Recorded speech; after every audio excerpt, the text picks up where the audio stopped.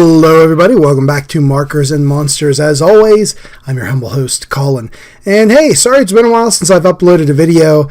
I was massively ill there for a bit and lost my voice amongst some other things, and it was just not a good time for me. So I'm feeling a little better now, but my voice is still kind of scratchy. You might be able to hear that. But hey, I don't want to dwell on that. I'm just happy to be here recording some videos with you fine folks, drawing some awesome artwork. And while I was sick, it did give me the opportunity to hang out on the couch and watch a couple movies, and watch an old favorite and decided to do some artwork, and that is The Return of the Living Dead. Yes, this awesome zombie movie from 1985 is just a great movie, but it's definitely responsible for adding the zombies eating brains into the popular consciousness. Before then, zombies were like flesh eaters or something like that, but this movie, they explicitly wanted brains, and that's pretty great. One of the good things about this movie, and there are many. So today I'm drawing the Tarman, which is one of the famous zombies from the film. If you've not seen the movie, and you should, if you've not seen it, in the beginning of the movie, young punker is working at a medical supply warehouse and asks the older guy that works there, what's the weirdest thing you've seen in this place, which is filled with like medical cadavers and, all kind of weird, funky medical stuff. And the guy tells him, well, I'll show you. Takes him into the basement where there are canisters, and he said, that movie Night of the Living Dead? Well, that was real, and in fact, the government covered it up, and they cleaned up all the zombie juice or whatever made the zombies and the corpses, and they put them in these barrels here, and it got shipped to us on its way to some research facility, but paperwork and the government being what it is, it kind of got stuck here, and we've kept it like under the steps for years. And so there's these zombie corpses in these containers. The kid's like, well, are you sure this is safe? Are you sure they're not going to leak? And the guy's like, hey, this is made by the U.S. Army Corps of Engineers, and slaps the bucket. And it immediately breaks and spits out toxic gas into the air, which pretty much revives anything that was dead and was once alive and became dead. So all the stuff in the medical supply warehouse comes back to life. Now, I won't go into any more than that because you really should see the movie.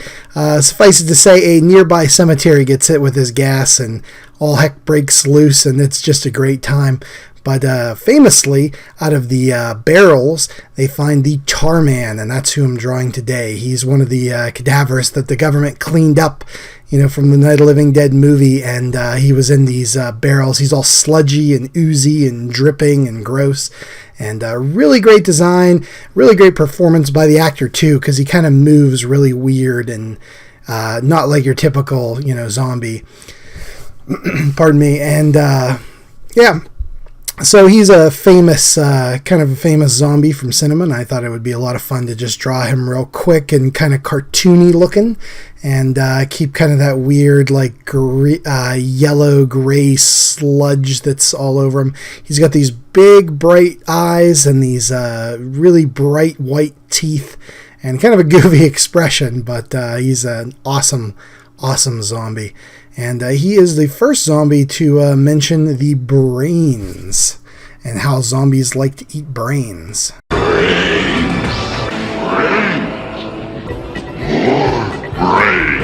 So yeah, for that alone, the Tarman has earned his place in zombie and cinema and pop culture history.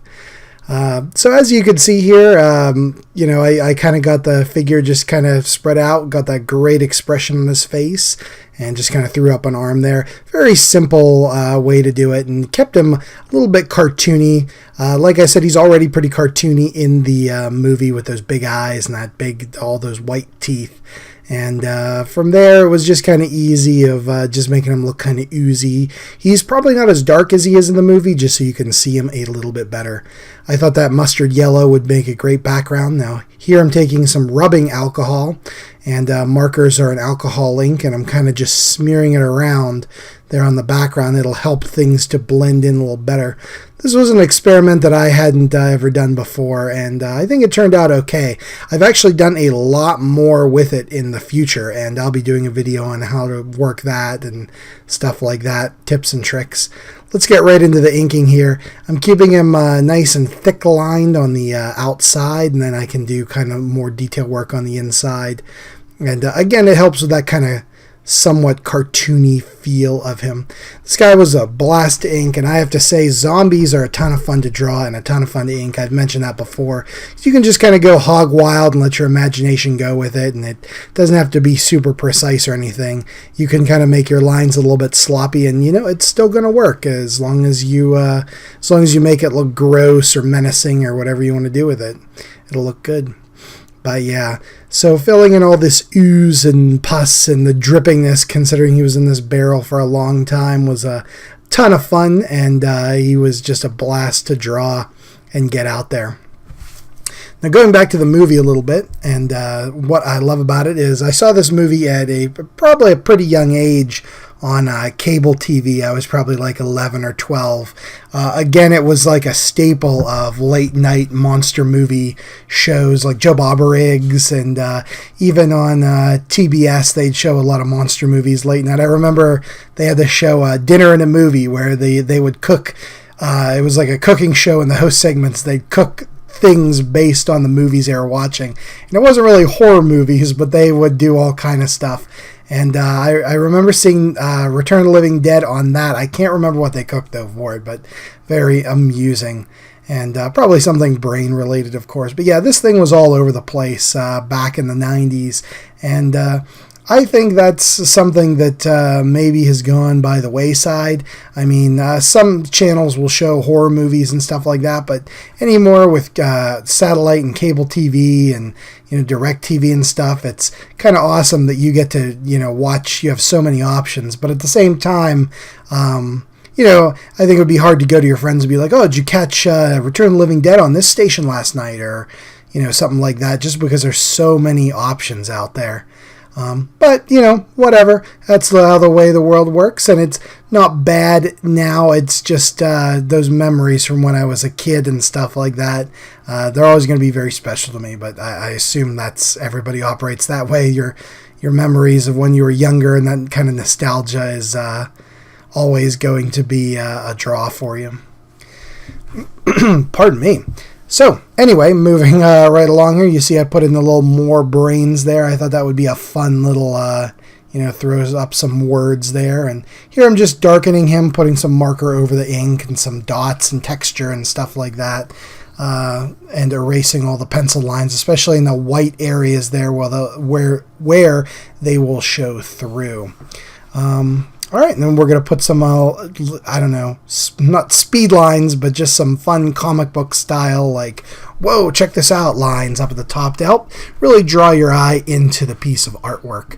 And that's a technique that, I picked up from reading old comic books and stuff. They would do that kind of thing, in the 50s and 60s, like the EC horror comics and whatever, Tales from the Crypt. They kind of showcase someone going, oh, or a shocking moment or something by having these speed lines. And so you'll see me putting those in here up at the top near the end of the video. I think this piece of artwork actually turned out really good. Unfortunately, me being sick, I was kind of in a bad state of mind, and I completely forgot to scan it. I took a picture of it that I posted on my Instagram account, but I forgot to scan the artwork. And that weekend, I had a show at the Clearview Mall in Butler, a little comic show, a little one-day thing. And even though I felt like garbage, I committed to going, so I went. I took as many pills as the doctor would prescribe to me to help me get over the, being sick, and just kind of buckled down and went out there and talked to people and as much as I could. But I sold this piece of artwork there, and unfortunately that I didn't scan it beforehand. I'm really kicking myself for that. But hey, if you're out there and you bought this piece of art at that show, thanks so much. I appreciate you doing so, and I hope you enjoyed watching the art get created here. As you can see here, that is actually some blue acrylic paint that I'm using to fill in the more brains. The markers just weren't doing it, and I kind of wanted a nice, vibrant, kind of 80s style neon-ish color, so I went with the blue. I don't think it shows up here quite as well as in the actual artwork, but, you know, hey, whatever. I still think it turned out pretty good. In person, it turned out a lot better than in the video. There's those speed lines I was talking about, and I will add in just a little bit of highlighting on the words here with the white paint pen. And that's going to do it for the Tarman from Return of the Living Dead. Let's take a look here. I tried to trim it out from the picture that I posted so you guys can get a better look at this thing and take a gander. Yeah, this was really fun. Hey, if you guys like Return of the Living Dead and you want to talk about it, I'm willing to talk about this kind of stuff all day. Tons of fun. Zombies are great. 80s horror is great. Drawing this stuff is great. And I'd really like to thank you guys for watching and hanging out with me. Sorry my voice was a little scratchy as I'm talking. It's getting harsher and harsher. I can feel it in my throat here.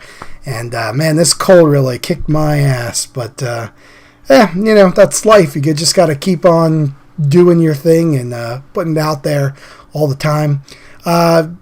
Hopefully I'll be able to get some more videos up here very, very soon. I've got some more artwork I want to show you. I've got tons of stuff I want to talk to you about. And I'm looking into kind of doing a live show to see if I can get that squared away, do some live sketching and drawing and stuff like that. But we'll see. I've never done anything like that before, and not entirely sure how to set it up, but it's something I'm looking into. So thanks again. Stay tuned. Keep your eyes peeled to this channel. Tell your friends, all that fun stuff. Check out my stuff on, you know, my social media outlets and all that. And yeah, that's it. I've rambled long enough. Thanks again, guys. Hope you enjoyed, and we'll see you on the next episode of Markers and Monsters.